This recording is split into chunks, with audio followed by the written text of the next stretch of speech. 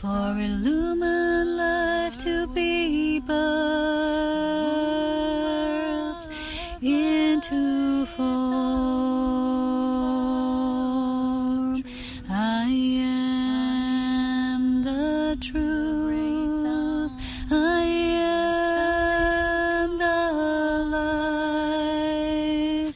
Illumine, beloved divine.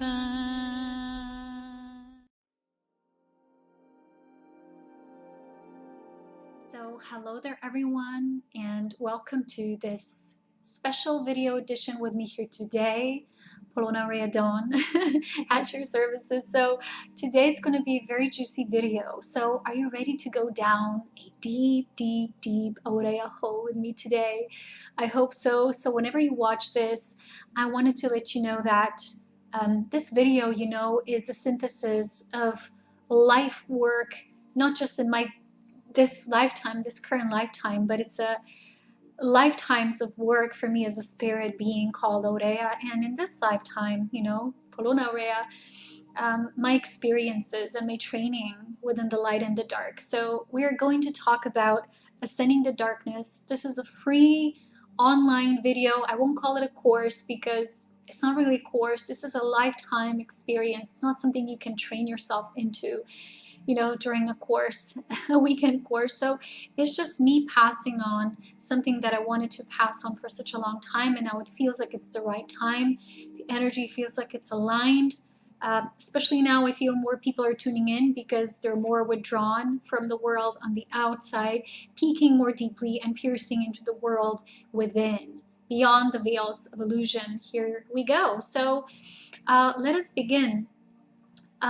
If you remember a while back, I made a special video. It's also a free video course. It's quite a long one, and it's called Mastery of Illumined Seership. I think it's something like that, because it's the mastery over the element of seership, which is us developing the inner resources of inner soul vision, of sight that is beyond the polarization of dark and light, or light versus dark. This battlefield that we all know is here. And I know many people are not so deeply aware yet of the dark and its influences in our world. And many times, we might call out different aspects of this life, like, oh, this is to be blamed, or what's physically being presented to us. But behind it all, there is a great orchestration of life. So we're going to talk about this today because my intention and my own soul purpose, my gift here, is to pass on my wisdom to you, to anyone interested in truly going deep into the work of ascension, which is what this path is. And ascension is not truly ascending within the light. Ascension is a lumen union born, creation dynamic for specific element of the soul once it's ready to begin to initiate this journey. But to walk towards the journey, as you know, sometimes it's quite a lengthy path, and it does require the wisdom, the initiation. So wisdom is born through this initiation. We're going to talk about this as well, and how to move now to the next step. So if you haven't watched that course yet, please do so. It's under my tabs here on YouTube, my free courses, and it's called Mastery of Illumined Seership, I believe. This will get you this blank canvas preparation for what we're going to talk about today. So ascending the darkness, or ascending through the darkness, what does it all mean? I have prepared notes because this is the kind of topic I don't just do sitting outside talking to you for a while. This is a deeper body of work that I usually do on Patreon, but this is a specific call to share this with everyone at this time, and I always trust my spirit guidance. So beyond anything that we know and we see through our vision, through our eyes, what's apparently known to us, right? Vision to vision, side to side, there's a whole world of light and darkness. It's been discussed in so many preliminary works, not just works of study, but also, books, legacies of life. Like we have Book of Enoch that talks about this topic extensively. I haven't read it, but I know I've listened to an audio version once. It's quite extensive. And it goes deep into this workings of angelic forces like creation angels and fallen and non-fallen aspects, and what occurred as presented through the history of our own solar system and our planet and influences created herein. So we also have different creation myths and stories that always evolve around the same myth. But as you know, we also have a beautiful work that sometimes we call it's fictional, but truly for me it's not. It's like a channel work. It's profound. It's by Tolkien. And in this creation book called Silmarillion, there are, again, same aspects of life specified. There's creation forces, and there's always one that's in a way malevolent, that's not a benevolent force, that goes against the other group, and in a way retracts or diffracts, right?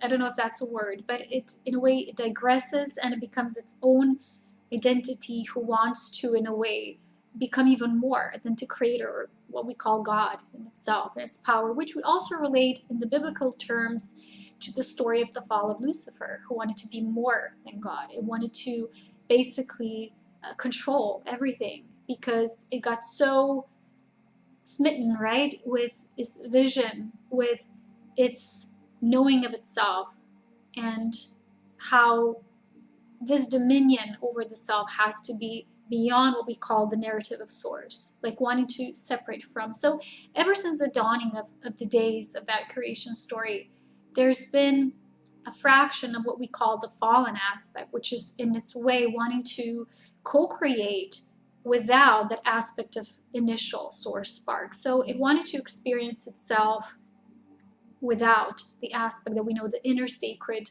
or our inner God spark, the inner fire. So there's also what we need to talk about here in terms of, well, where did it all begin? I have it here written down, like these fallen beings, right? What's the origin? Again, there's many myths and stories. But it's important to understand the source of darkness itself, not just on Earth, because everything that's happening physically, like we now say, it's the third density manifestation of this, and then it's reaching upwards again towards highest aspects of densities of life. But it has a deeper component. It has its own overarching presence that is the root cause of what we call this expressive darkness, right? So on Earth, we experience this polarity of the fall still playing out, and we say it's a battlefield. Although from a bigger picture perspective, from the highest perspective, for me, it's not truly like a battlefield or battle versus good versus evil, dark versus light. It's not truly a battle, but it's more like a journey towards integration. And that integration doesn't mean darkness has to become light. It's like it has to be so in light, it has to become partially dark. It means something else, but it's beyond the human comprehension at this time, and it's simply something playing out within the great envisioning of our source, of creator. Like it's emanating this divine intelligence to all of us, and especially if we're willing to receive it at this time. And those of you who are more advanced beings and are ready for the integration of your own ascension and ascending the dark, you're going to be more susceptible to receive those impulses directly from what we call the source or our creator. So these fallen beings, right? Because many people nowadays, I was even asked this question myself many times, like, why don't these beings on Earth and how they are, why don't they just wake up? If we send them love, don't they know that eventually they're going to be persecuted or needing to come back, being called back, called out by the greater beings who serve divine plan of unity and perfection? And it's like, again, this is very complex to understand because, we always project things as they are within us. So we like to envision the world as us. So a lot of people who call themselves light workers always say, well, why don't these darker aspects just look through and see, right?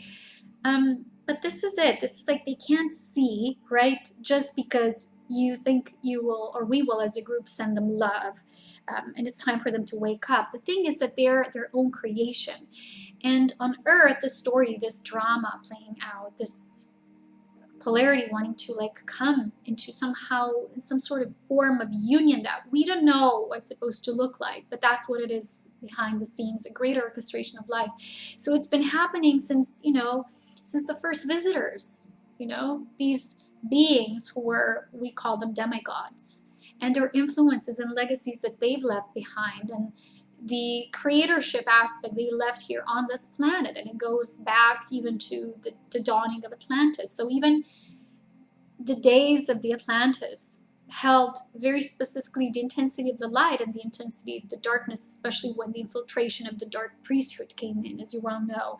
And since then, this control and this, what we often call this satanic alignment, has been present. It's been in each of these great ages, it has been present.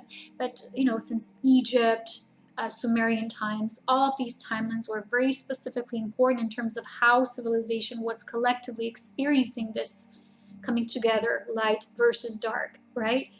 And many times people were completely ignorant, sometimes people were very awake, but either way, this darkness existed. It just shape-shifted in a way, changed forms, or the way it's experiencing itself, because also darkness grows in itself. It just grows in a very different way that the light would not, let's say, expressively or explicitly understand. So it's like not our role truly as beings who are here, especially those with the mission of Christ embodiment, to wake the dark aspects up or to send them to light or send them love and think they will just wake up. Because, you know, let me just give you one example. I had these challenging aspects of my life once, and there were these people here who are basically in my building. And once I went out and I did my meditation work and I did the light alignment and everything. And then I asked specifically the angelics, I said, why don't you just directly, you know, do something about it if you can, if you're here to assist me? Because, you know, I obviously have this work and it's important. Why is this such a, you know, raging factor in my life? Why am I experiencing this? And they directly told me they're like off charts for them. Like, it's not allowed because they have their, how do you say this in this English language? You know, when you are able to be in charge of something or not. I can't find the word now, but there's a word for it. So it's like it's not in their legislation to do so, you know, and it's not allowed. They can interfere in certain aspects, and they have explicitly told me back then these are Luciferian aspects, so we can't deal with them. What we can do is, they said, if there would be, let's say, a direct involvement, if you'd be a threat, a danger at any time, we would be able to intervene, because that's basically the universal law. But other than that, they were basically aligning with wholly, like totally different life existence, like their root source from the perspective of creation is different. You might argue and say, well, it's all from one source, right? Primarily, yes, but the way fractions were developed, I'm going to explain now. Okay, so there are aspects of life that have already chosen to align with what we call the darkness. There are aspects of beings who've always been aligned with the light, and there's their creations that are constantly like choosing, like they're constantly somewhere in between, given the gift of life, of their own sovereignty, and the ability to choose what they would align with. So where did it all begin, right? And especially with these fallen beings. So this control aspect, and for me, Luciferian essence is pure control, because it always wants more than it has already given through our birthright of our immaculate conception, which is all of us first as source beings and jumping out into different spheres of creation. So in the words of, I'm going to quote someone, and this is a beautiful being of love. I've referred to you and her sources before. Her name is Susan Ashley, and she does also a lot of this channeling work, a lot of assistance. She is primarily a healer, but also does work of sharing this truth and knowledge. She has a vast reservoir of the knowledge, and legacy of light is immense. So I already recommended her channel to you, and it's called Susan and Cassandra, spelled with a double S. So here she beautifully said that darkness uncreates and the light creates. And I want to say here now how this is deeply explained in the sense of knowing divine trinity of light. So even when light workers oftentimes speak about their own darkness work or their shadow work, right? It's the shadow. The shadow work is important in revealing the light to its absolute state, like what light can be in this form, in this body at this time. Because when there's like layers of the shadow, we all, even if you're here standing as the pillar for the light, aligned with the light, we can all get influenced in a way. That's what the shadow element work is important.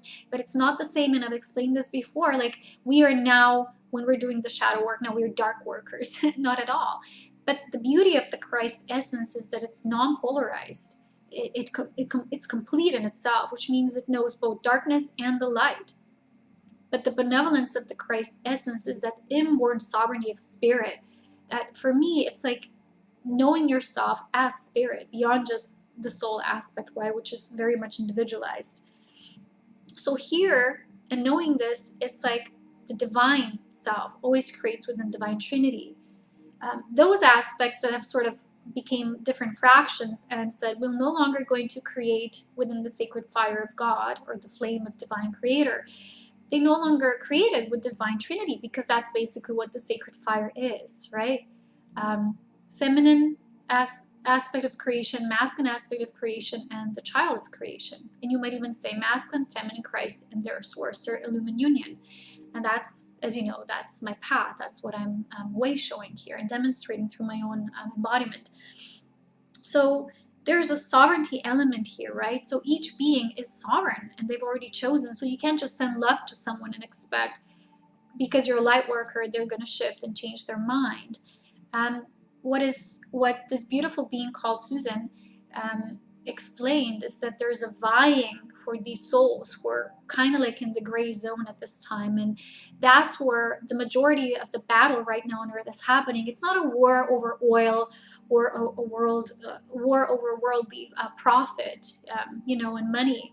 That's kind of like, it's already, and from that perspective of the dark agendas, there's plenty of that already, and it's more like what's behind it, and that's the vying for the soul essence. So those of you who know nothing or absolutely nothing about the way satanic cult, you might call it religion, for me it's just like a way of choosing death over life.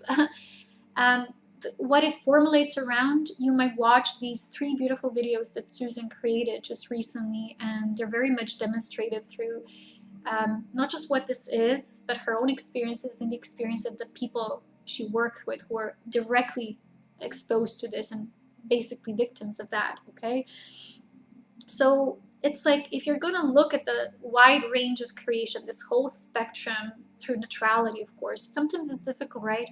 Those of us here, we're humans, right? And we get affected by things, and we're deeply compassionate, and sometimes we get, as you know, very much like that sacred rage comes out of us because we want to fight for that which is just and the truth for all, and for everyone, every human, to have a beautiful life, ability, experience here, and not to be tortured since birth to death, or in many cases pre-early premature death, due to those elements of darkness that are very, very heavy and playing over and over again. So from this perspective, right, that the darkness uncreates and the light creates, there's a sovereignty of choice, right? But when these aspects that will be somehow in this life involved personally with these very dark aspects of ritualistic abuse, things like that, we also need to know that every soul being also comes with a specific purpose. And a lot of these intentions behind the soul being are in order to wrap these cycles, to bring light to this, and they do it from the inside. We're not just receiving divine intervention from the outside, right? The worldly saviors. Basically, this is the inner savior, the inner soul that becomes resurrected through the power of truth and knowing itself as illumined light. That's why I always speak differently about illumined light, which is the light, because even the light, as you know, can be still polarized, especially when it's overly, how do I even verbalize this or put into a sentence? But it's like seeing itself from that which truly is not. And it created an idea of light. That's, for me, it's fanatic expression. It's like an idea you have of something, you know, like someone being in love with the idea of love, except, you know, instead of truly being aligned with love and just emanating pure unconditional divine love. It's kind of like that. So there was a sovereignty of choice since the beginning, what to align with, and there is the beauty of what we call the free will. However, the free will was also abused and tainted and like covertly modified into something else that no longer resounded with that which we call the free will. That's why we, as a result, got this whole aspect of this creation unfolding that we call the fall, or the fallen aspect. And that's why it's so difficult, specifically in this solar system and in the entire universe, because there's aspects of this playing out, you know, at different degrees, but they are everywhere.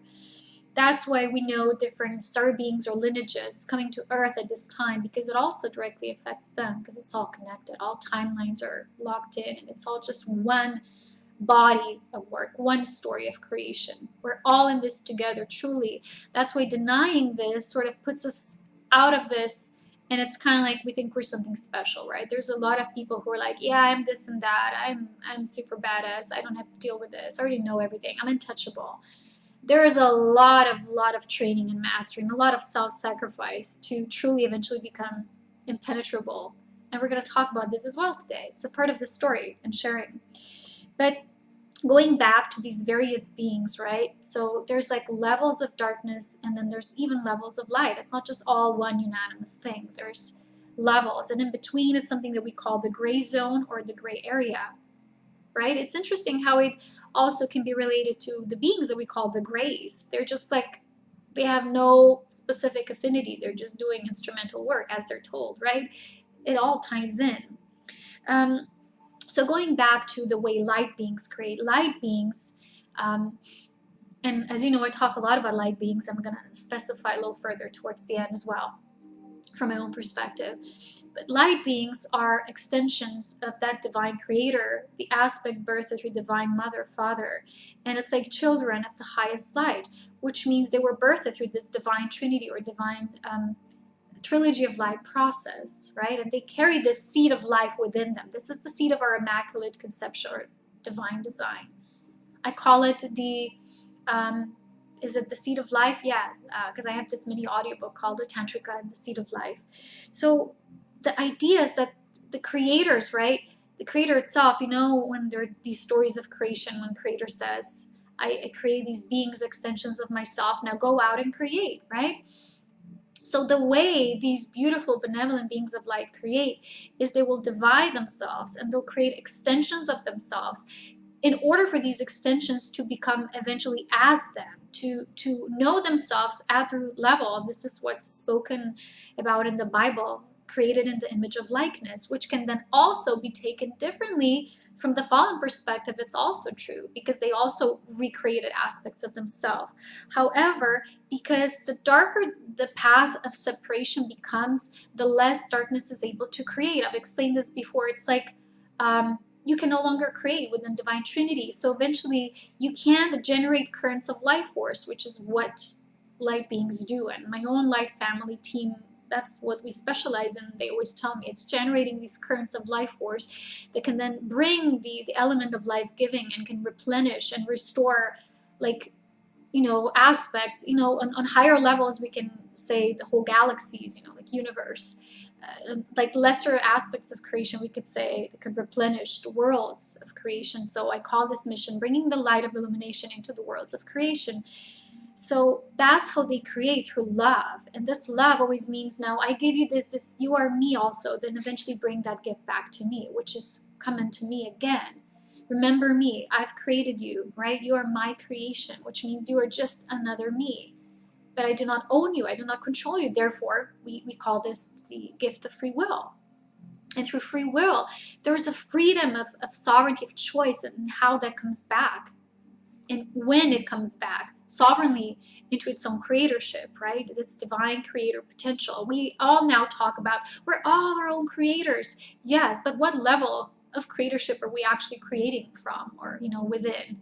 So that's really important to know. We're all not aligned with the same level of benevolence, because we're constantly initiated into next and next and next level of our light beingness. And that's what Ascension is, eventually like unfolding ourselves and ascending through the darkness and applying more and more illumined light to our creation. So darkness creates differently. So if we take that sentence, right, the darkness uncreates, for me, that means, and the way I'm seeing it through spirit, is darkness will create fractions of itself. So it's like, we talk about soul and soul division, and then there's also soul fragmentation. And soul fragmentation is created through trauma.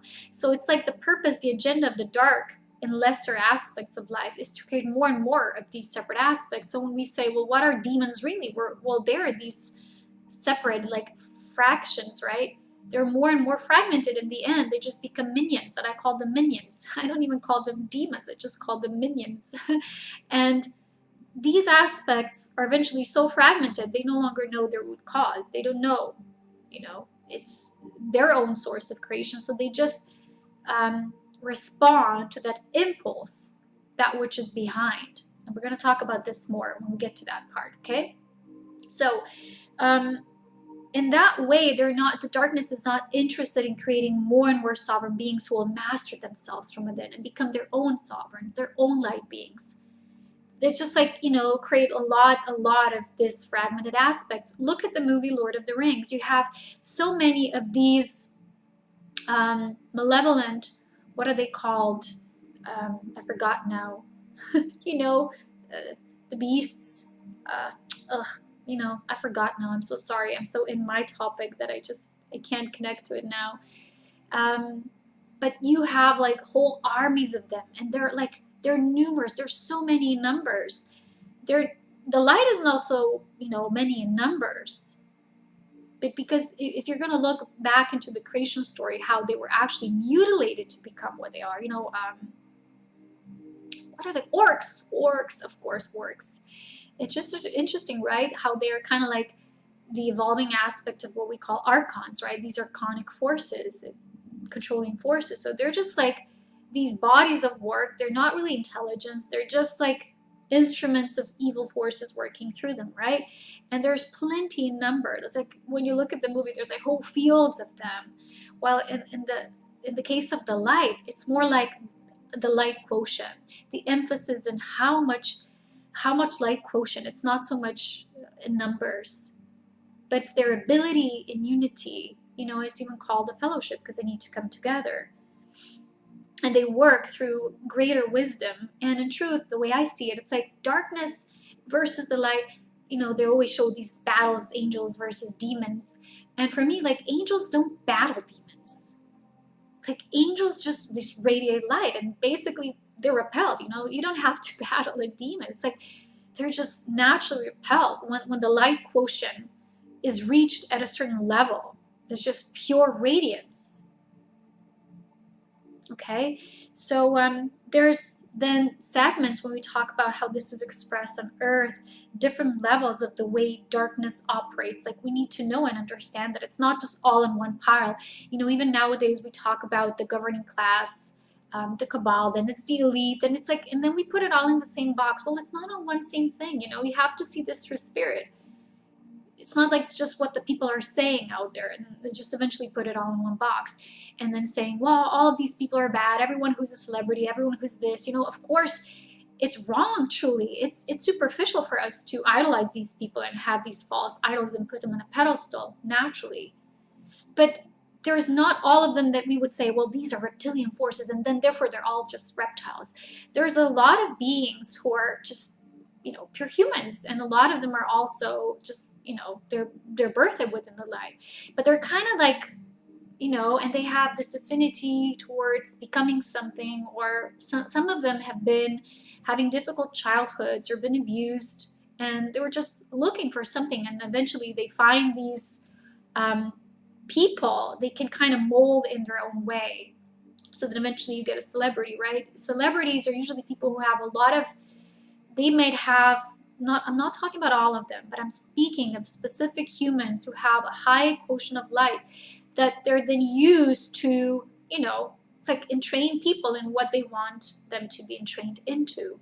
Then there's also aspects of those who are part of these cults. There's different cults. There's we know this, the Illuminati cult. That's, like there's different groups within that. And then there's this elite and satanic cults. And they have also their very specific agendas. And you would very much, when you're observant, you'd become quickly receptive to noticing that. There's different levels than how darkness operates and entices. So Susan beautifully put that in a comparison, saying, well, there's like this, rarely you get to see pure evil in a human form, like staring in the eyes, and that's true. But you might also, when you have the kind of path, and I have this kind of path, you might meet these beings. Like I met them in the astral, and I gave you a lot of examples, and how once these progenitor forces, they wanted also to kill me in my sleep. It was like, or suffocating me. And in the end, what won over, I told you this, was I was kind of like showing the mirror. I was saying, look who you are in truth. Remember who you are in truth. And they didn't want to see that. So they're like, like in the movies when a demon starts going like, like a Dracula. Dracula doesn't stand the light, right?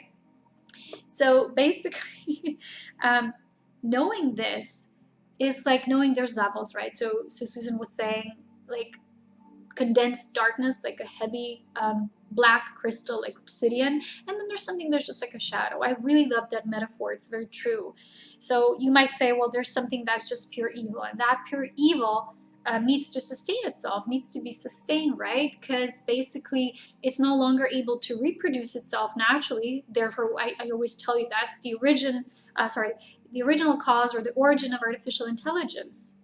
It needs partially a fraction of organic intelligence to even survive and then feed off it. And that's basically how it's created. So then you have this pure evil. Then you have perhaps how it operates, right? One would be through ritualistic abuse and doing these ceremonies. And, I'm not going to go into that because Susan already spoke about that. Then you might have, this is very dark, right? This is like, it generates life force from others because you're no longer able to generate currents of life force like light beings do, right? So that's the primary narrative behind this. Then you have influenced individuals who would be not always just mind control or MK Ultra, things like that. Oftentimes through abuse as well. There's different levels. But sometimes even individuals who don't even know they're being influenced. They're very, let's say, sometimes these are people who already have mental disorders. But mental disorders, they don't just come into being on their own. You don't just get mentally ill like this, because even that, there's variations of that. There's just people who are still, in a way, they still hold soul fragments. They haven't done the soul healing, so they're more susceptible to this. And they would be prone to becoming an influenced individual.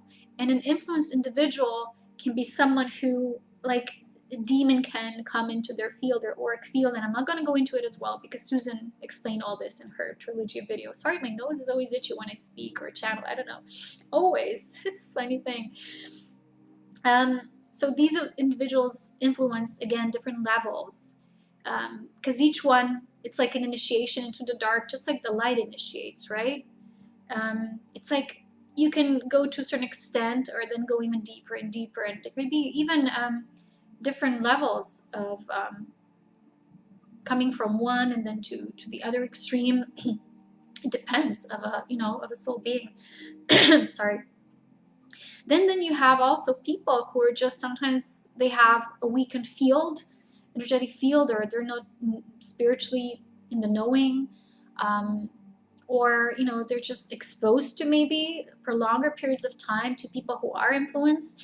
They might have that passing by, like entities, like they use them for a moment, like for a split moment, but not like permanently. Like there's people who live their entire lives with voices in their head, as you well know.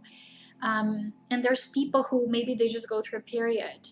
And then there's people who choose that in order to become healers because they're more advanced souls. So they instantly on this path begin to remember their gift, right?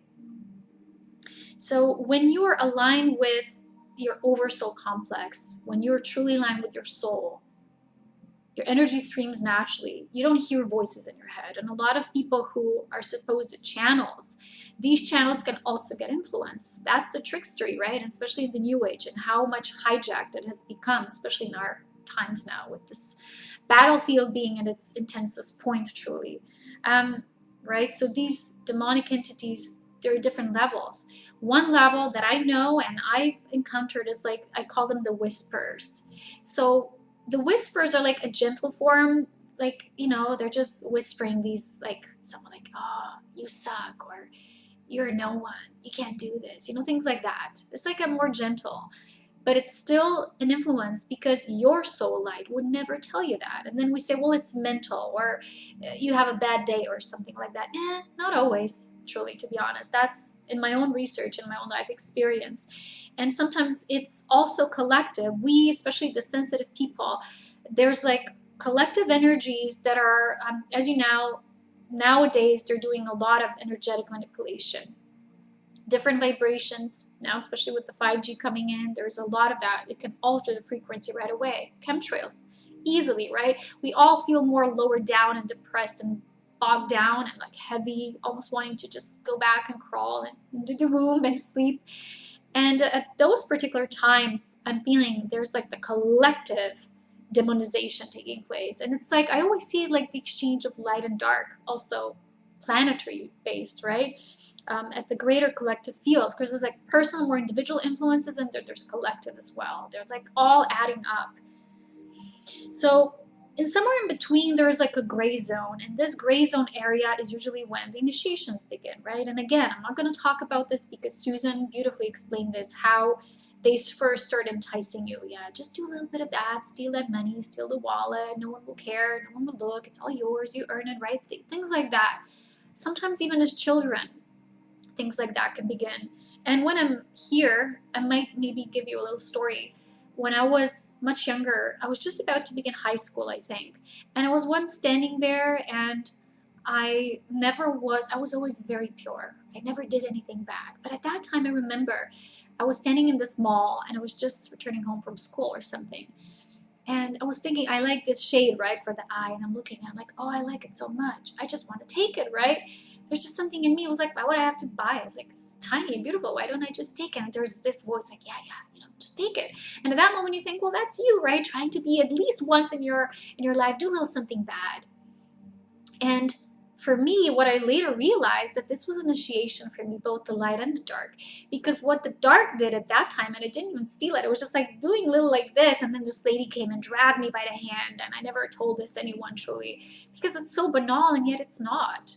It's not trivial. You know, these are like children. We're so bombarded already, and I was lucky to live in an age when this wasn't like this now, with the phones and video games and horror movies and all this terrible, you know, it's like fear factor being, it's like literally bombarding, especially the most sensitive, targeted kids, you know, our teens and so on. So I was lucky, but I remember specifically this lady dragged me there. She was very, very vile. And I was still, you know, I was still a child, you know. And she was like, whoa, like yelling at me, and then calling the police, and the police came and they like handcuffed me. Like I didn't even do anything, you know. And I remember that at that time, when I see it now, what they're showing me, it's like the darkness was showing me, look, you know, do this. And then it's like, ha, because they wanted to align me with the fear. They wanted to, for me to have that like imprinted experience of, the police comes and look, they cuff you, look, you know, it's like they wanted already to have that inception built in me for me to fear, right? And yet I was also initiated in the light, because never ever in a day I ever did anything bad. Like I never stole anything. I never did anything bad, like ever. Because it was like also my lesson within the light. So it was both, right? They were both teams working. But I remember they also took me to the police station where I had to wait out for my parents to come. And there was this cop, but he was so nice. So I was thinking, it was like the light and the dark in my life were both always equally present. That was always my life. It was like a learning curve, and they were like equally standing up. They were like this, the inter-exchanging agents, right? And it was like a gift, because I did feel very heavy afterwards, but then eventually I released it, and I wasn't aligned with fear. so they didn't make it. But I'm seeing now, it made me more susceptible at that time, because I needed to know how it operates, right? To know how these things are happening. So how we may feel this in our own life, these impulses, these impacts. Can we get influenced? How do we know we're influenced, right? Again, Susan talked about that. These initiations will start coming like with the little things, and then they can go deeper, right? Because the dark initiates like enticingly, and it's always like promising something on the other end, right? So it's like that instant gratification zone, right? Like the whispers. So again, watch Susan and her stories for this. But I want to mention something about the voices. Like I have one example, not my own, because I never heard voices, you know. I was always a very feisty, strong spirit, like always, you know. But the darkness tries on several levels, and that's a part that, especially me as a volunteer soul, I participated in consciously before coming here, because I needed to master this plane of reality. I needed to know how it works. I needed to learn certain things. So these voices, right? As you know, I shared this with you. It was several years ago, but I had this stalker, and it was just this boy, right? This boy, literally just a boy, right? And it might like look someone non-dangerous, you know, we say, oh, it's just schizophrenic, don't even worry about it. But schizophrenics, again, are usually people who are influenced, you know, and they hear these voices and no one does anything about that. And it's different aspects. It can be like your own fragments that have kind of like, it's like gotten their own identity. It's gotten to the point and they're just like wanting to return in a way. But sometimes it's also truly these minions or demonic entities. So these voices actually brought this boy, this young man, to me, and he didn't even know where I live. I never gave out my address. He just showed up there one day. And it's interesting that I was passing by, and actually my mom dragged me to him because he met her. And then he said, well, the voice, guys, I really wanted to know how he found me. And I asked him, I said, how did you know? And he said, the voices told me. I need to come, and I need to see you, I need to do this. And he literally heard a voice.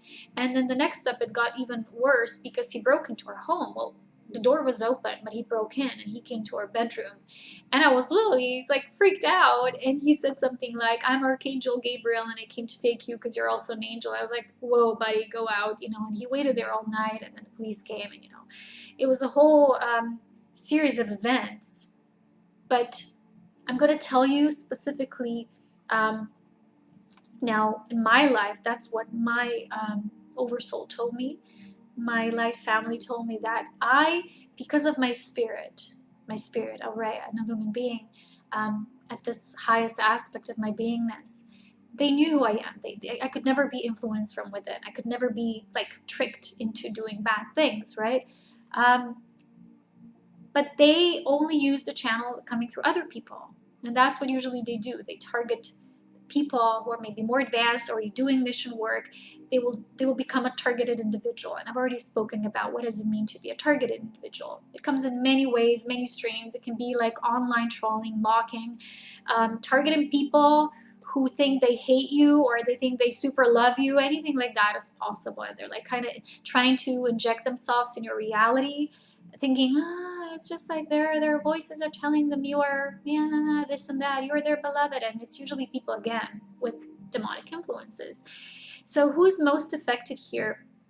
I would say usually it's light beings, like light souls, like souls who have, let's say, incredible amount of light, because, you know, they have most to share with the world. They radiate so much light, so usually they can become victims.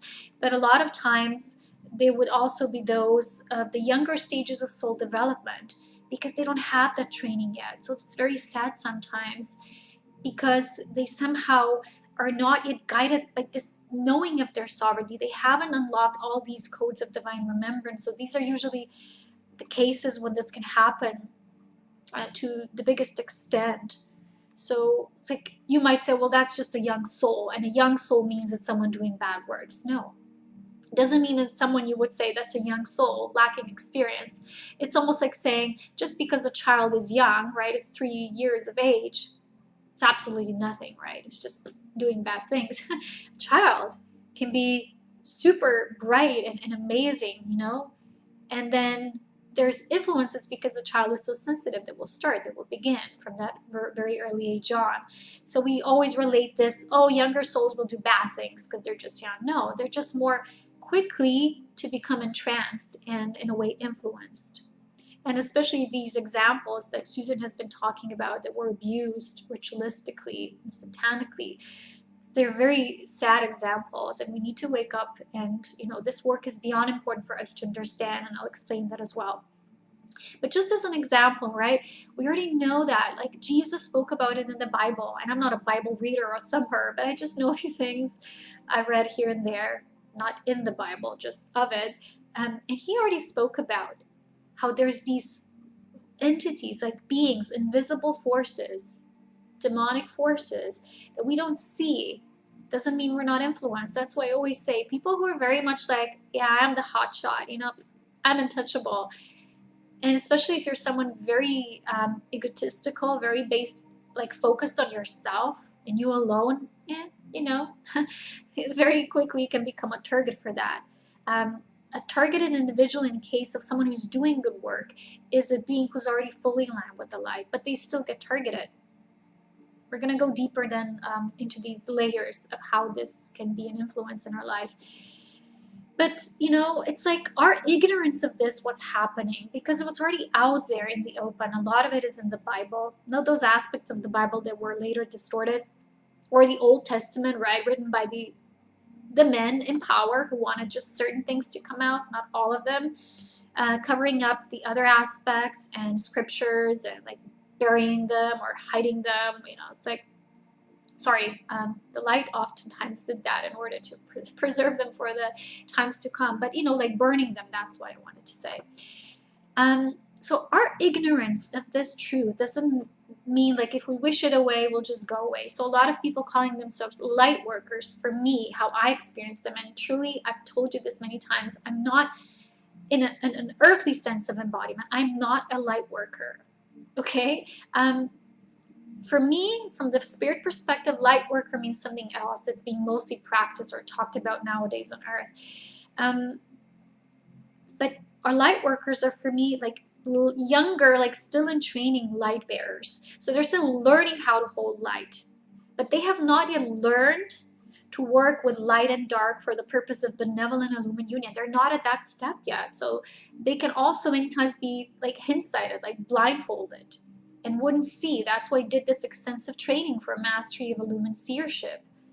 Like to take the next step for those beings who are ready, who do want to see. Because in truth, our ignorance does nothing but perpetuate the problem. That's why darkness exists. And it's coming now. Yes, a lot of it's coming to the light. But just by us watching the news, watching what other light workers, quote unquote, and star beings are doing and saying, oh, look at all these beautiful workings of these people. Oh, it's all coming out in the end. Well, the question here should be, but what am I doing? Anyone has had a certain experience, but a lot of people are keeping them locked in. That's why I was so encouraging the work that Susan has recently shared, because it is so vitally important. And she herself waited for the right time, because this, in the ages past, many beautiful souls who were the Holy Grail through many lifetimes, they were the missionaries for the purpose of the Christ and how it manifests on this planet, and for the liberation of all, for one body of work, always working within this unanimous field, right, of true illumined union. Many times they were persecuted for that, killed, horrific things were done on the behalf of that. We've already talked about this. And a lot of light workers nowadays, specifically those who are more prone towards the New Age movement that has been so deeply hijacked, are only perpetuating one side of the light. But what that does, right, one side, right, which is the light, what that does is just perpetuates, keeps polarity going, right? It's like you're so focused on it, you don't see when you have actually become a fanatic. You don't see it. Because the truth for me of the Christ is the triangle. And triangle, you can see it's always in unity. It's not like this, right? It's this. It's the steady flow. And within it, there's like a constant circulation of a pulsation of life. So our ignorance only perpetuates this, and it keeps it like going and going. So we really need to now see. What I'm saying is not like we're needing now to go and save others or people who are victims of that. But I'm saying is become aware. And what I do, if I listen to these stories and if I'm doing darkness research, I've done a lot of that, especially recent years.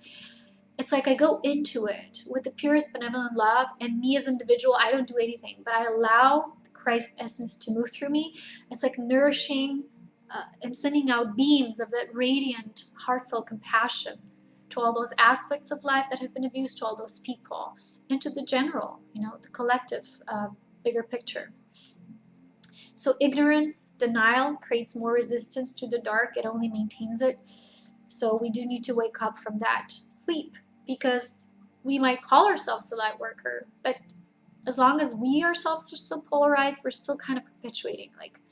And it's like this, as much as that. The more people that can achieve this in the middle, right, which becomes again another triangle, the more Lumen Union can come about. Not just for Earth planted as the seed, but as a collective of humanity, and nourishing the human soul at the essence level, from the ground root level, and then upward, streaming into different densities of life, right? So it's not about escaping the 3D, it's about seeing what's happening in 3D level and addressing it, right, from all angles. So one example of us being like this, a lot of people are blindfolded. There's sometimes they have these agendas and we don't even see, and we say, oh, it's so beautiful. I've recently read something like how they create these concerts, but these concerts are actually sponsoring, again, more of these satanic stuff. And, there's things like, if you've ever done the research, like spirit cooking, cannibalism, and how it's all been revealed in cartoons. Just recently I've seen this cartoons from The Simpsons. I never watched this anyway, but how it was all put out there, and people are asking themselves, well, where did it come from? Did they know, or were they influenced? That's not really the issue here. The issue is us seeing that. Like, imagine if all the people would wake up and see this, it wouldn't have any power over it anymore. It's the people who that feeds on that hold the power, not the evil we call itself. So recently I saw this video. There was this woman artist, right, presenting, and I don't know how old that is, but it was a part of that research I was doing. And she was kind of having this exhibit. She was sitting there for months and looking at people into the eyes. And when I opened that video, I was just like, oh, my heart was like, oh, terrible energy. And she was gazing people in the eyes with that like reptilian energy behind it. Like, I could instantly read it. I'm like, what the heck? Can people see what's happening? And people were coming there, sitting in front of them and saying, oh, we're crying in tears. And she was saying, oh, yeah, like, I connect to the soul and I entice with the soul. I'm like, people, you're all ignorant idiots. You can't see what's happening. And people are having these reactions like crying. I'm like, can't you see? Like, their soul essence is being like, no one can just have an exhibit and say, like, self-pronounced guru, right? I'm going to do that. I'm going to gaze you into the eyes. And people never asking themselves what actually promoted that cause in the beginning. What's behind it? Like, can't they read energy? Like, sometimes when I see things like that, I'm like, am I the only one who's awake? Can people, like, wake up and smell the coffee, right? Like, you can feel it, how smothering that was. Like, I know there's so much witchcraft out there, and it's not, witchcraft is never like shown in the movies like obvious, right? You make this and then shazam, this comes about. It's very covert. That's the dangerous thread of these influences, is the most covert one that you can't even see, and hiding behind the mask of light. And she was saying something like, oh yeah, it's all in the soul, like, oh yeah, sure, pulling the energy of the people right through your eyes and through their eyes, and then people are crying, having all these reactions and thinking that's a good thing. Oh my gosh, it's like so much of that, and we need enough people who are spokespeople, like, a spokesperson for that, like advocates, people who will truly align with the light. And I love how Susan explained that you don't just say, well, angels do this and that, and they're going to do this and that, but you don't make yourself a pure conduit. They're not going to operate through you. And a lot of the healers who think they're the ones doing the work. No, it's you with spirit. It's spirit through you. I always say the same thing. I just love that, because there's absolutely so much hocus pocus And so much of that which is not like someone really holding this purity, and then people with this getting aspects on themselves of other people, and it all just becomes one coagulated field full of messiness, and more of that dispersion of the light, more fragmented energy. So again, think of how important that is. Don't just see something and instantly go for what people are saying. Oh, look at that, so beautiful. Always, always go first into this highest discerning aspect, and always feel the energy behind everything. We've studied that in the first course, right? Mastery of Illumined Cognition. So I want to give you something from my experience now. So for me, it started in my childhood. I don't know how many times I've said this before, but I actually, there was an attempt to prevent me from even coming to this world since the beginning. So each trimester, my mother had a specific challenge. She almost she almost could lose me, right? It was already prenatal, like 3 times, seriously. I came here within the last few minutes. It was a C-section because the first doctor didn't do anything, and I had an umbilical cord around me. It was like the light came, like the dark was there, and then the light came. It was always like this my entire life. Like there was this beautiful orchestration of both, but the light always won. That's the beautiful thing. And then it's like the good doctor came. He was like, come on, it's the last few seconds we're catching here. Let's go, So I came out as a blue baby, but I came.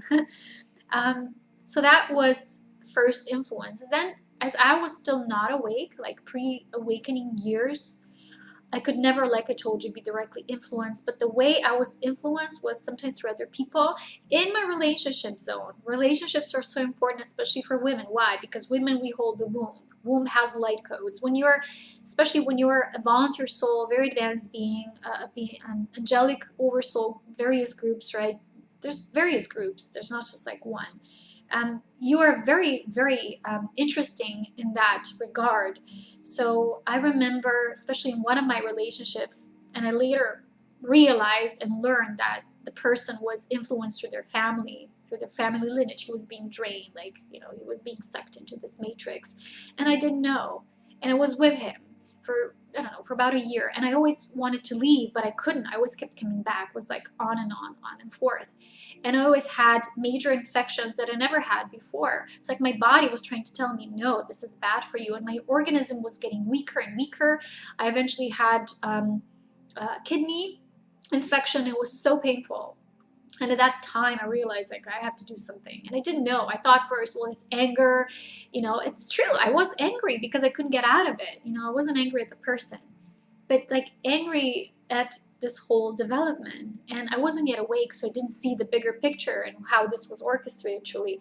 But it's like my vital life energy was sucked through, and especially in this sexual energy exchange when it's not conscious and when someone is hooked onto another hub, right? And it's like just being pulled through you and exiting and moving through that hub. So that was very intense. And I had to literally master at that time the sovereignty of my body, like who I will exchange my sexual and tantric energy, life force with. So I was then awake, but not yet Christed. The influence was different. It was getting more towards targeting via different individuals. So these would be, let's say, demonic carriers or transfers of this energy.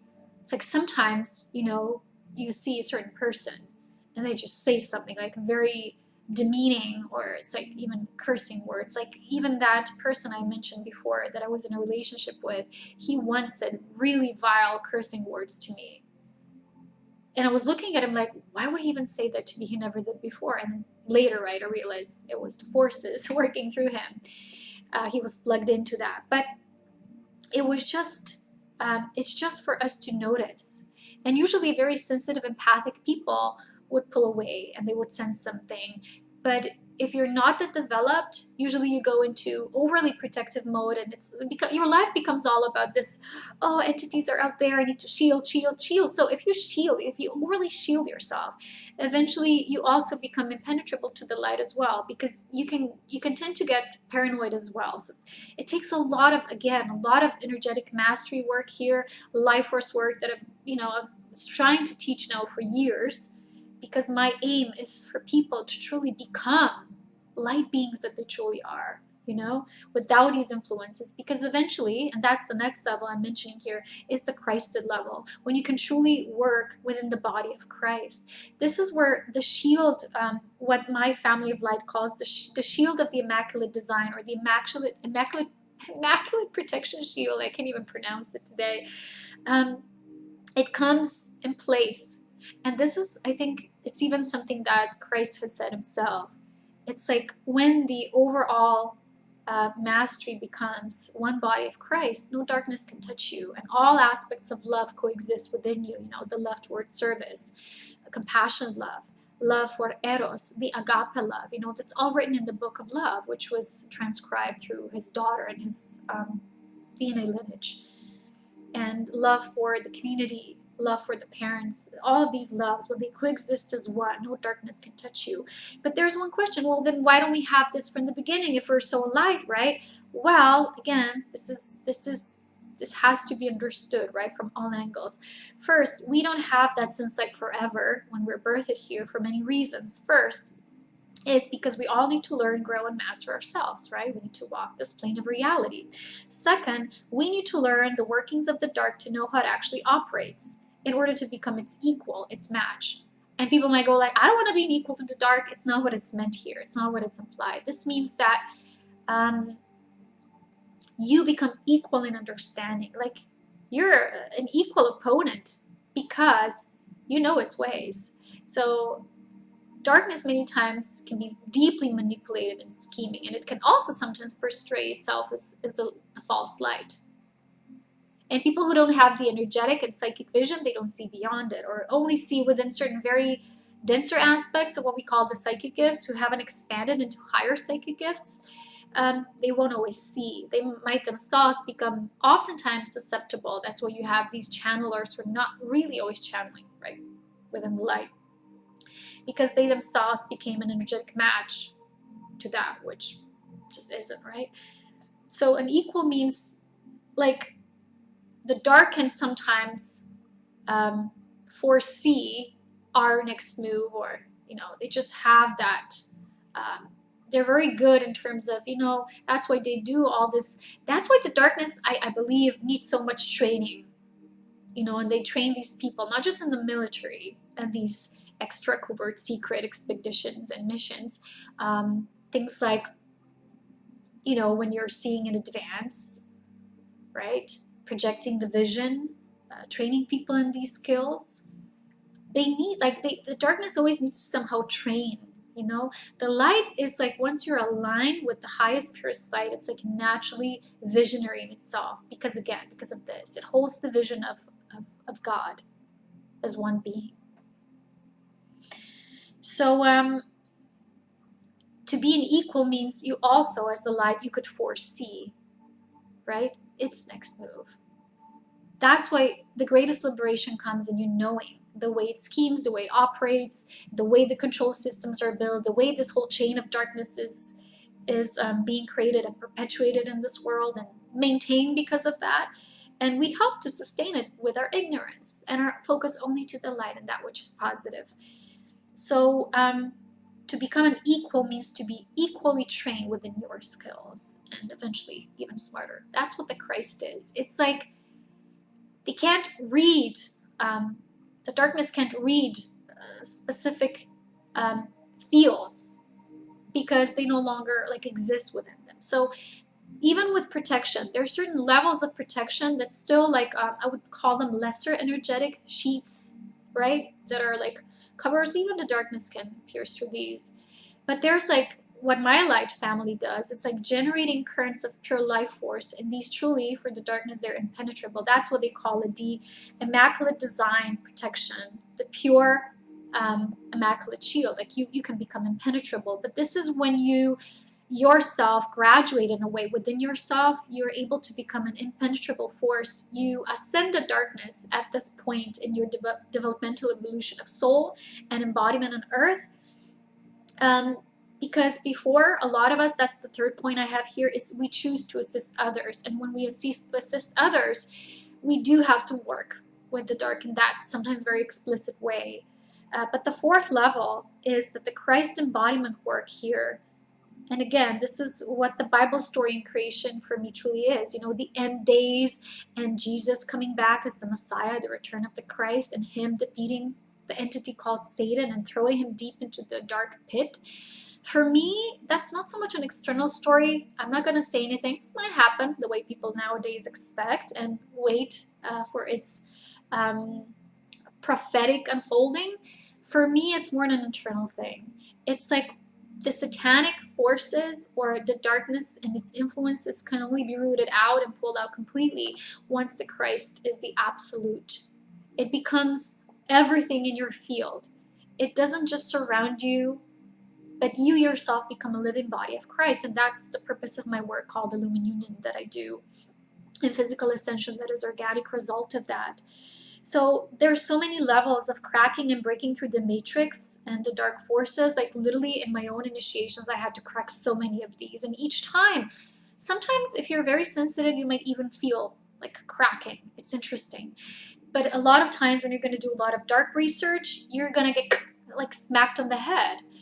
Or if you're going to help within a field like that, because you're kind of stirring, like you're stirring the pot within the happening of that, right? That's happening. You're helping to stir the pot. But people who have actually, as advanced souls, come here with this mission of assistance, they will get themselves consciously into that because they also know how to get out.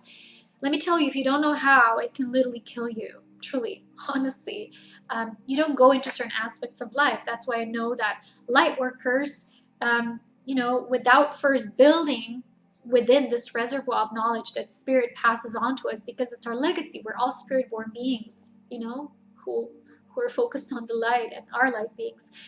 But it's really important first to know how the darkness operates. Without knowing anything, anyone is susceptible. That's really, truly my first bit of advice, always.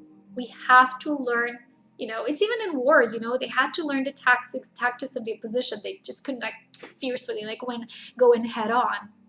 It doesn't do the work. That's why usually the groups that were smarter won, not those that were like, you know, major in mass, you know, in numbers. It's not about the numbers at all, right? So each time when there's a breaking through this matrix, the initiation will be present as well, and will be a little bit of that feedback coming. Like a ripple. Sometimes you will feel like a slap in the face, because in my own experience, when I broke through each new level of the matrix through myself, my own being, it's like I was trying to get, like the darkness was trying to punish me by doing a little bit of something in my life, like saying, ha, this is what happens when you go this. You know, they're trying to scare me, like, you wouldn't go to the next level, would you? You know, you're incapable, you can't do that. And I'm like, you can't fear me, you know, you can't frighten me. I'm always going to go to the next level, especially when I'm in my really deep training mode. I feel so awesome because I feel like I exist within this expanded life field that's impenetrable. And there will be moments when I'm more in the integrative process. I am a little more vulnerable. And that's how I was this entire winter. I wasn't feeling like myself because I was going through a lot. I'm going to talk about this in the end. But if you have that, once you start piercing through, remember that, don't quit. Just because you might get a little frightened or threatened. You know, there's a lot of people who are whistleblowers who get threatened too, and some have succumbed to these threats and some haven't. Some have been very vigilant and saying, I really don't care. I just need to do that. And that's truly sacrifice, and they were guided this way. Not everyone is. I'm not saying, oh, it's bad if you don't go all the way. I'm just saying that if you always invoke the highest benevolent force, if you do that in the name of Christ self, which is just this purity of your own natural self-birthed sovereign self as a light being, you will always equally get support. That's why I'm sharing my examples, that even though I always had dark hits, light stepped up even more. It's how it was, I'm telling you, and I would never tell you something that wasn't true in my own life. So these slaps sometimes, you know, happen something like that. They're meant to scare you to not go to the next level. You know, like in my example, trying to punish me for the work that I've done many times.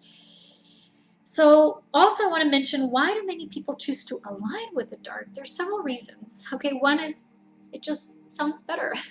You know, like the voting game, right? The one who offers more gets your vote.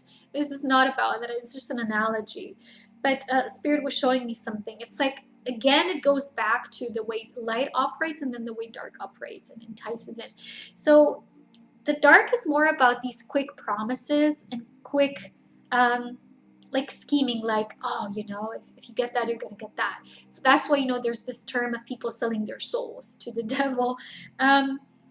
It's like a lot of people might be aligned with the divine, and a lot of people, maybe they're having more challenging journeys, and then they're praying to the divine, they're praying to God, and they're not seeing the result because they themselves perhaps just haven't done the work. A lot of people don't understand that you need to do the work. You know, you invoke the light, then you have to step up, and then again, and it's how it is. Because again, remember, the light beingness wants you to become the highest potential of who you are already. It's the seed within you. You were already born within that potential, but you need to now expand into it. That's why the light gives and offers the gift of free will. It doesn't tell you you can only get this way, and you know, we're going to control you in the middle of the whole process, the entire way, right? The entire time. So the divine light, it creates a likeness into itself. Therefore, it is not based on gifts, right, of instant gratification or self-gratification. And a lot of people think it's easier. Like, it thinks easier. But the thing is, it's a hoax. Have you ever seen movies like how first there was this perpetrator and it promised like something great to someone, and in the end they were no longer important for them, so they just beheaded them or something like that. It's how it is. If you're no longer useful, and if you're just like, hey, you're just there in the way, come on, get off. You know, like I said before, go back to the root. It's like it just creates more fragmentation, more minions, everything more scattered. The light wants to create everything builds towards unity, because within unity we create. So it seems easier, right? Don't fall for that. But the penalty sometimes is grave. So there can be heavy consequences of serving the dark, conditions that need to be met get more and more demanding and enticing, and eventually you can ask yourself, do I really have free will? Really? A lot of people don't have it. They've just given it up, you know. Sometimes willingly, sometimes they've fallen into a very masked, very charaded presentation of what the truth is, so they just fall for it. So the light gift, right, of the free will, truly is in a way, or as in demonstrated, what does it say here? I've written something down. Yes, it's the gift of free will, and is demonstrated. You need to demonstrate it as a being. You don't just get the gift. You have to use it, right? It needs to be demonstrated properly through initiation after initiation after initiation. That's how you raise in your levels, not just awareness, but your conscious embodiment. And you become more of a conduit for grace because of that. So it's eventually leading you to the gift of selfless service through divine will. So beings who've already unified their will with the will of the Creator, they then start their path of service, and they will choose how to serve. No one, when you are aligned with the light, will tell you, you'll be sent there, you're going to do that. You know, it's all self-chosen. So I want to give you one of my examples, my stories, and people might still question because they don't have the full perspective. I'm going to show you how eventually you yourself get to choose when you're aligned with the light. You choose, even as a volunteer soul, you know, that I am myself. You choose. No one tells you. You have to go here, you do that. But it's kind of like you have a natural affinity. It's like I always lead you back to one guiding light principle of Holy Spirit, which is the life force that's encoded with the divine intelligence of pure spirit, knows its highest source, therefore it also knows its highest potential. So it's like that becoming your guiding line, your guiding force. So let me tell you a few words about my light team. They're called Aureus. Name is neither female, masculine, or masculine, feminine. It's truly what they tell me, it's androgynous. It represents an androgynous being, a unanimous group body essence of both masculine and feminine Christ as one. Hence the name of the soul component of me. The feminine aspect is me, Aurea, is my soul, and the masculine counterpart, I call it in spirit, is Aureon. So what they told me was that I'm 100% always protected and shielded. But it's not the way we humans often invoke that protection or shielding to be. It is truly that their intervention would always also be there in cases of, something not going wrong, right.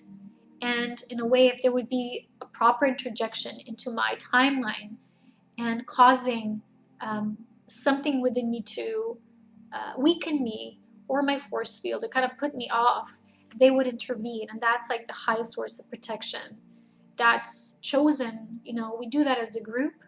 But as an individual, of course, living in this world, it can often feel difficult. But it's only our fearless nature that gets us each step of the way a little forward. So as I've told you this before, I could not in my life be directly influenced, but I experienced a lot of disruption. Sometimes it's just an energetic disruption, like you're really meant to do this body of work that's really important, and they're going to send you something that you wouldn't necessarily call it's dark, but sometimes it's just like demanding of your attention. It's like a demanding energy. It's not always, sometimes it's like this adolescent energy. It's not mature yet. It's not ripe. And you think, oh, there's just something there. It's not important, but it is. So again, it has levels and layers, some of them like more covert. So you have to figure this out on yourself, for yourself, and just feel into it, like from the inside out. That's why the work with the white light, daily anchoring of the white light and into the core of the earth, pulling it back up, daily anchoring plus daily white light scanning, because the white light of pure immaculate design will scan your body and will instantly, with your intention, eradicate and pull out these aspects. So you don't necessarily need a healer. Of course, healers are amazing beings, those who are very authentic and beautiful. They're doing amazing work. But we also need to know we eventually, even when you go to a healer, then you're going to need to continue on your own. So most of the work can be done, but we need to learn how, right? So my primary body of work is this life force, Ascension. So one aspect that I've already shared with you is that in parallel to what I was going through as this life force mastery within myself, there was this, what I call now, the fanatic light being group, this fraction that in a way was present since 2010 in my life. And I've shared this in my New Year video when I talked about this, and I've revealed some of the greatest challenges for humanity at these coming times as well. It's what I wanted to address at that time was that there's always a presence of something that we won't see for all of us. But usually what we don't see is, where is the agreement behind this, and how do we participate in that agreement? That's usually the most important fact. But because a lot of people focus on canceling out or deleting disagreements or working with a healer that will help you. But the issue is that the agreement needs to be understood first from all angles, because if you understand an agreement like something passive or something being done to you, you're still not proactive. You're still passive in your response. That's why at those moments only a healer could truly help you, because they're going to act like as an agent of that change on your behalf. But for me, in my case, when I had that experience, and usually, I'm always in my own field, in my essence. But in parallel, this existed as well. And I needed to see that. I needed to see through it. And last year, as you know, in winter, it was in December, it was November, December timeline, 2019, that I've seen through them like fully, not just partially. Because before I didn't always know, because they presented themselves like a part of my light team. But my reaction to them when I was in that in-between sleep state and that astral paralysis, it was a little bit of that fear. It didn't feel good. They just came and always scanned me, and it was always these like this is buzzing frequencies, and like I was telling myself it's good, and I was trying to stay like calm and in my mind and centered. And then the last two of these, I've actually managed to go through a Stargate, and I've explained this and I've shared this in my Patreon videos for those who are subscribed. But the point is not like, oh, when you're at this level of awareness, you're not going to be controlled. Well, I wasn't controlled. That's the thing. But I was experimented on. And these beings partially, well, a lot of the agenda was they wanted to basically possess my body, like have it for themselves and their experiences. They couldn't, but they tried very hard. That's what I'm going to say. But it wasn't until I actually got pure source guidance about the deeper meaning behind this, and I asked and I prayed, I said, I want to see the bigger picture, and then it was revealed to me. And the Creator basically showed me, literally said, you were the one who instigated this experience. And I'm like, what? And then eventually it all made sense, because I know myself, I know my soul being, and how sometimes it is pretty brave and pretty badass. And the guidance was that basically this, right, I wouldn't somehow be karmically tied in with these beings if there wasn't a connection. So I was shown that they actually belong to a fraction of the light family group origin, but they've gone a separate way because they became too fanatically involved. So I'm not speaking about my oversoul family. This goes beyond. This goes like lineage that's greater than just our oversoul. So in that sense, like following up with that lineage, it's like tracing the lineage. I traced the root cause of that separation. It was actually that experience that helped me, that served this intention. Like I could literally trace that point of inception of that separation. And then I was shown how, in my own bravery and my courage, and I was so feisty, I literally was the one who planned it. I was the one who planned this agreement for this life. And I pulled them in. Because basically behind it all, I wanted not like to teach a lesson, because that's not what advanced light beings do, but I wanted to demonstrate to them that no matter what is done to this human body, when there's this presence of this utter immaculate perfection of love, it's always victorious. They're not going to succeed. And it's in the end what I've proven. I've resurrected instead of dying, and I've shared with you how I almost died in the end of last year. And I did. I did in a way. I will tell you honestly, I don't feel like myself. I'm not my old self. And I keep hearing, you're not. You're not going to ever be the same anymore. Of course, after this experience. But it's not just because the experience changed me. It's because of the aspect that was able to come into me as a result of me being able to open up to this higher aspect of myself now coming into this body. And in its way, moving through all of these distortions that they were trying to create within my body and the body template, and now birthing this whole new body. So in a way, I was victorious. We defeated them. The victory of the Christ resurrection is here. I'm now still undergoing a deep physical healing process as a result of all this. It is what it is. But I want to tell you another story, which goes back to last year. My training, my initiation was literally, I had to kind of summon up all these aspects of darkness that were ever present as influences in my life, but also in general. And I had to trace them to the root source, which was Lucifer. But for me, I don't see that name in a masculine. I was given actually the name Lucifera, because that was basically the primordial name. And last year, it was like I was living the battlefield. I can't explain this. This is unfathomable to people who only live a mundane reality, or, even if it's just doing light work, all of that. This was like me living the essence of that. I literally felt how it is when like creation angels are at war. I'm not saying war like we know that word to be, but it was like this imposition of that concept of war and battling, and I had to transcend it truly. And it's like I say a she because for me, what Spirit shows me is all creation angels are feminine because they give life. They're able to reproduce. In essence, they're able to generate currents of life, and therefore they're feminine. That was like before the fall, right? So in that case, I can't explain this, how it even began. Like if I go and look back into the last year, I don't even know where and when it began. It's just suddenly this presence was there, like this Luciferian essence, like toying with me, playing with me, doing this, doing that. I'm like every day when I went outside and I walked my paths and trails, like something was there. And sometimes, again, I was given these currents of energy that went against me, and I had to somehow overcome. And that was at the same time that I was undergoing this life pulsar training within my group. They were teaching me how to do the pulsar of light. It's very advanced method, and I'll explain this one day when I finally do the Cosmic Christ course. for all who are ready.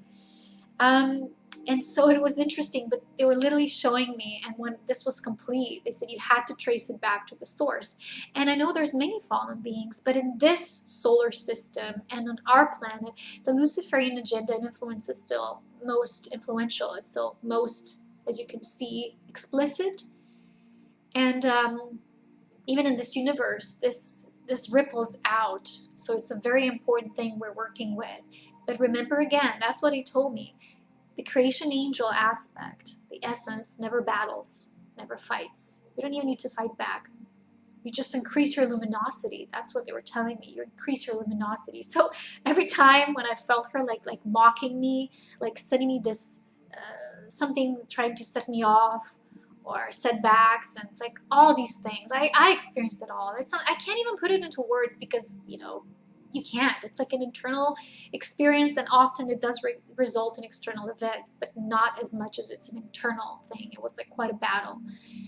And I just remember one day when I got this signal, like, we won, and I kept getting this message, victory everywhere, and I'm like, why? I don't feel it yet. Because physically I was still challenged. But in essence, my being managed to do that. And I went beyond this polarity, this versus that. It was truly interesting. So this is how it was for me. This was the entire year. And those of you who've been with me on Patreon, you know it's been like that. And often I was like lashing out, and I was like telling you all about this because it was so intense. And now I'm like, wow. You know, once you're on the other side, you're like, what a chapter this has been.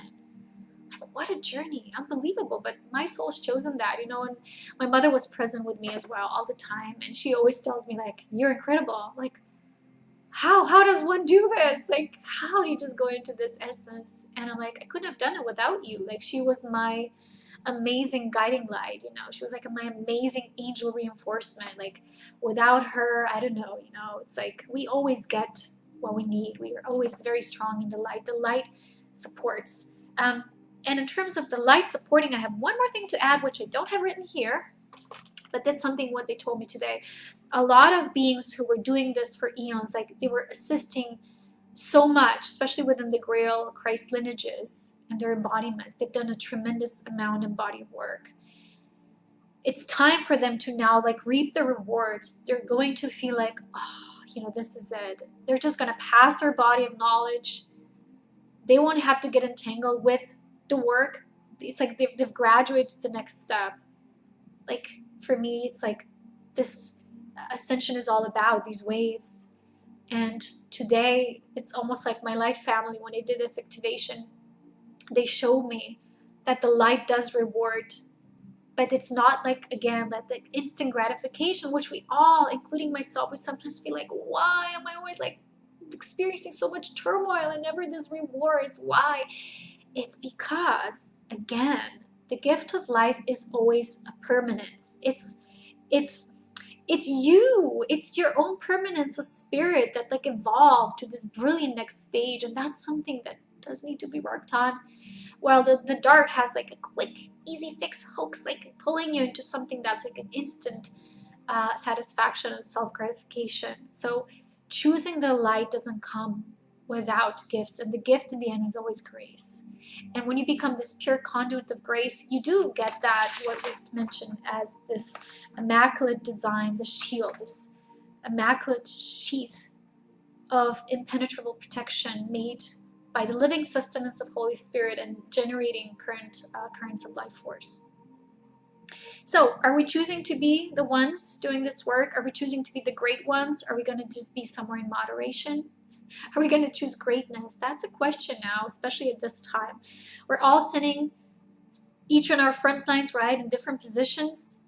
Some people have already earned it. And what Spirit has told me today, these people now who've earned it, they've done a tremendous amount of work. They're already left their legacy.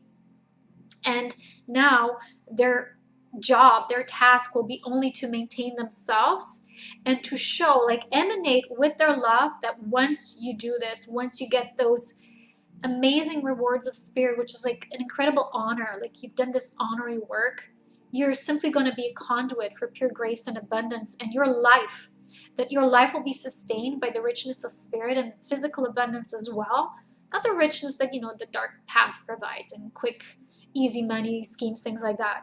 But it's like this permanent frequency established way towards this vibrational mastery within and attainment, leaving your legacy of light, then you're going to be like just emanating this. And this is what Spirit showed me today.